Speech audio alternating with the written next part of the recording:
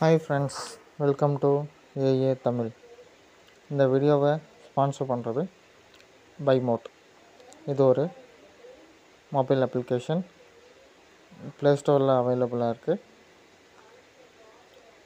இது ஒரு shopping application. Okay friends, வாங்க வீடியோக்குள்ளே போகலாம்.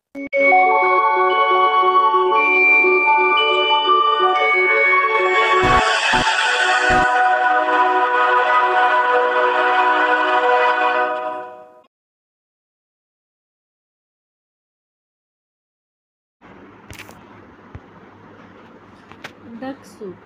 Mullah Nasruddin story in Tamil. வாத்து சூப்பு.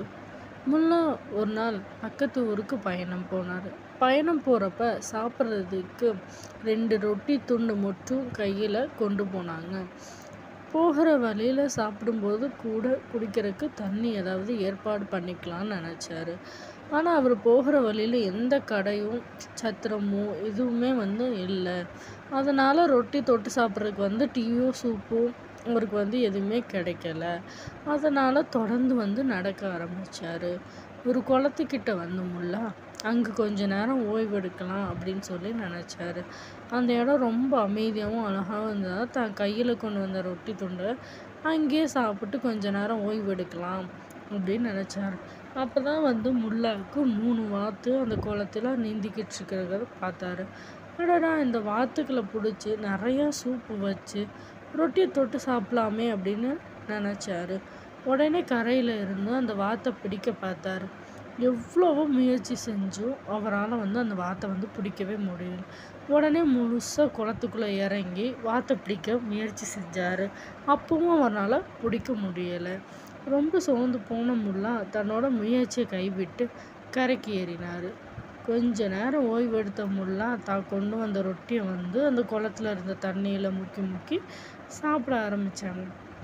அப்போ என்னாச்சுன்னா, அந்த பக்கமாக வந்த மற்ற பயணிங்கெல்லாம் கவனித்து, ஏன் இப்படி குளத்து தண்ணியில் ரொட்டி தொட்டு தொட்டு சாப்பிட்றீங்க அப்படின்னு சொல்லி அவங்க கேட்டாங்க. அதுக்கு முல்லா சொன்னார், பொதுவாக ஒரு பாத்திரத்தில் நிறைய தண்ணி, அதில் வாத்து, அதை தொட்டு திங்க ரொட்டி, இதுதான் காலையில் நல்ல பிரேக்ஃபாஸ்ட் அப்படின்னு நல்ல சாப்பாடு அப்படின்னு சொன்னாங்க. அதே மாதிரி பாத்திரத்துக்கு பதிலாக இந்த பெரிய குளம் நிறையா தண்ணி, அதில் மிதக்கிற வாத்து, என்கிட்ட இருக்கிற 2 ரொட்டி துண்டு, இப்படி எல்லாமே இருக்குது. நான் முயற்சி செஞ்சு வாத்து சூப் செஞ்சு சாப்பிட்லான்னு பார்த்தேன். அது முடியாதுன்னு தெரிஞ்சிச்சு. அதனால தான் வாத்து சூப்பு குடித்த திருப்தியை மட்டும் நான் மனசில் அடைஞ்சிக்கிட்டு இருக்கேன் அப்படின்னு சொன்னாங்க. அப்போ தான் அந்த பயணிங்களுக்கு புரிஞ்சிச்சு.